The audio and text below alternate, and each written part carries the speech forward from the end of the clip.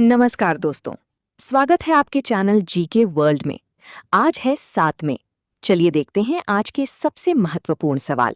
इनमें से कितना सही जवाब आप दे सकते हैं?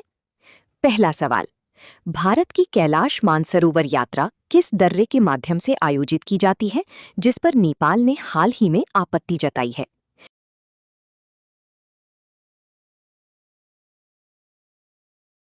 सही उत्तर होगा बी, लिपुलेख दर्रा। भारत की कैलाश मानसरोवर यात्रा उत्तराखंड में स्थित लिपुलेख दर्रे के माध्यम से आयोजित की जाती है। नेपाल ने इस मार्ग पर हाल ही में कड़ी आपत्ति जताई है। नेपाल का दावा है कि लिपुलेख क्षेत्र उसकी सीमा के अंतर्गत आता है और भारत द्वारा यहां से यात्रा आयोजित करना या सीमा पार गतिविधि उसकी क्षेत्रीय अखंडता का उल्लंघन है। नेपाल की वर्तमान प्रधानमंत्री हैं बालीन शाह। दूसरा सवाल, हाल ही में संयुक्त राज्य अमेरिका द्वारा प्रोजेक्ट फ्रीडम कहां लॉन्च किया गया?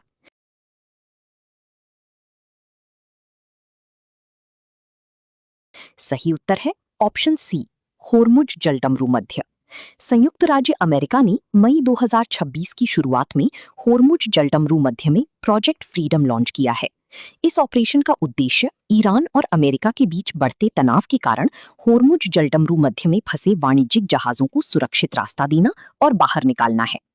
तीसरा सवाल, हाल ही में नॉर्थ टेक सिंपोजियम 2026 का आयोजन किस शहर में किया गया?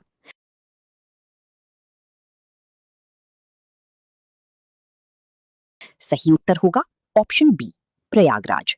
हाल ही में उत्तर प्रदेश के प्रयागराज में आयोजित 3 दिवसीय नॉर्थ टेक सिंपोजियम 2026 के उद्घाटन सत्र को रक्षा मंत्रालय द्वारा संबोधित किया गया। प्रश्न 4, मई 2026 के पहले सप्ताह में सुर्खियों में रहा प्रोजेक्ट फ्रीडम मुख्य रूप से किसके लिए है?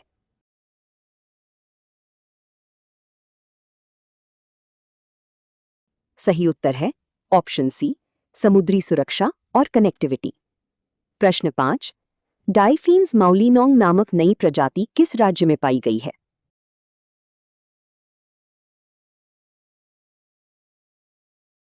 सही उत्तर है ऑप्शन बी, मेघालय। डाइफीन्स माउलिनोंग नामक जुगनू की नई प्रजाति मेघालय राज्य में पाई गई है। यह प्रजाति मेघालय के पूर्वी खासी हिल्स जिले में स्थित माउलिनोंग गांव के आसपास के घने जंगलों में खोजी गई है। माउलिनोंग गांव को एशिया के सबसे स्वच्छ गांव के रूप में जाना जाता है। प्रश्न 6, 2026 का पुलित्जर पुरस्कार किन भारतीय पत्रकारों को मिला?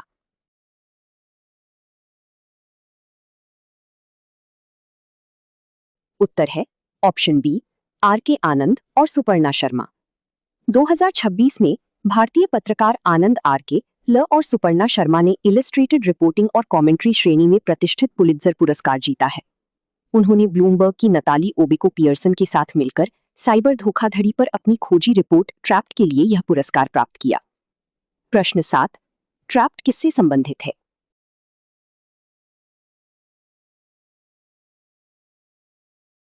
सही उत्तर है सी, डिजिटल घोटालों पर रिपोर्ट।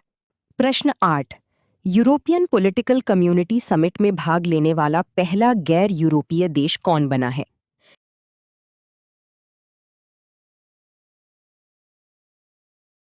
सही उत्तर है ऑप्शन बी, कनाडा। आर्मेनिया में आयोजित 8वें यूरोपीय राजनीतिक समुदाय शिखर सम्मेलन में भाग लेने वाला कनाडा पहला गैर यूरोपीय देश बन गया है। कनाडा के प्रधानमंत्री मार्क कार्नी ने इस ऐतिहासिक बैठक में भाग लिया, जो यूरोप के साथ कनाडा के बढ़ते रणनीतिक संबंधों को दर्शाता है। प्रश्न 9, 2026 में तमिलनाडु चुनाव में अभिनेता जोसेफ विजय की पार्टी टीवीके सबसे बड़ी पार्टी बनकर उभरी है। टीवीके का फुल फॉर्म क्या है?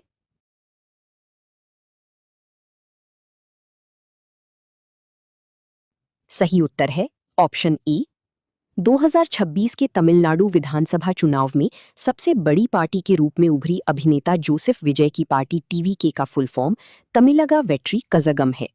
प्रश्न 10, हाल ही में बढ़ती इंसान जंगली संघर्ष दूर करने के लिए प्रोजेक्ट हनुमान किसने लॉन्च किया?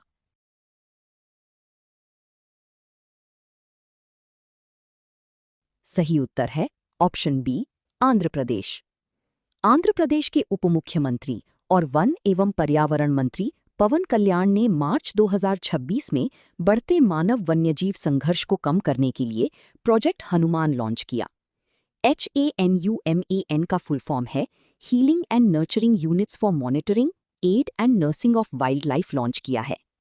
इस परियोजना उद्देश्य है वन क्षेत्रों के पास रहने वाले ग्रामीणों और वन्यजीवों दोनों की सुरक्षा सुनिश्चित करना।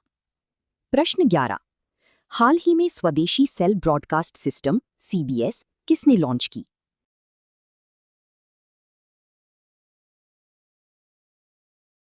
राइट आंसर है ऑप्शन ए, दूरसंचार मंत्रालय। हाल ही में केंद्रीय संचार मंत्री श्री ज्योतिरादित्य सिंधिया ने स्वदेशी सेल ब्रॉडकास्ट सिस्टम CBS का शुभारंभ किया है। इसका उद्देश्य किसी भी आपदा जैसे भूकंप, बाढ़, सुनामी, गैस रिसाव आदि के समय सीधे नागरिकों के मोबाइल फोन पर रियल टाइम भूलक्षित इमरजेंसी अलर्ट भेजना है। प्रश्न 12। वित्त मंत्रालय की मासिक आर्थिक समीक्षा के अनुसार सर्वाधिक राजस्व घाटी वाला राज्य कौन सा है?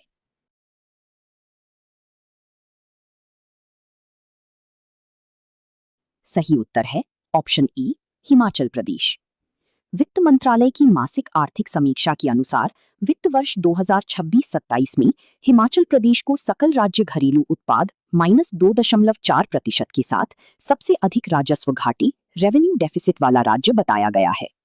उसके बाद पंजाब और केरल -2.2%, -2.1% के साथ दूसरा और तीसरे स्थान पर है। प्रश्न 13।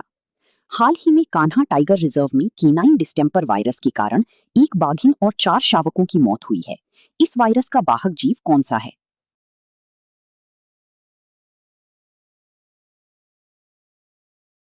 सही उत्तर है ऑप्शन सी, कुत्ता। कान्हा टाइगर रिजर्व में बाघिन T141 और 4 शावकों की जान लेने वाले केनाइन डिस्टेंपर वायरस CDV का मुख्य वाहक पालतू कुत्ते या आवारा कुत्ते हैं। ये वायरस संक्रमित कुत्तों के माध्यम से वन्यजीवों में फैलता है।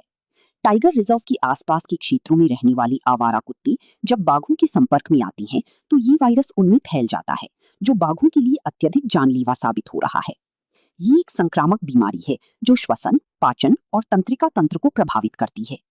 तो दोस्तों, आज का MCQ में आपके कितने सवाल सही हुए, कमेंट में जरूर बताइएगा।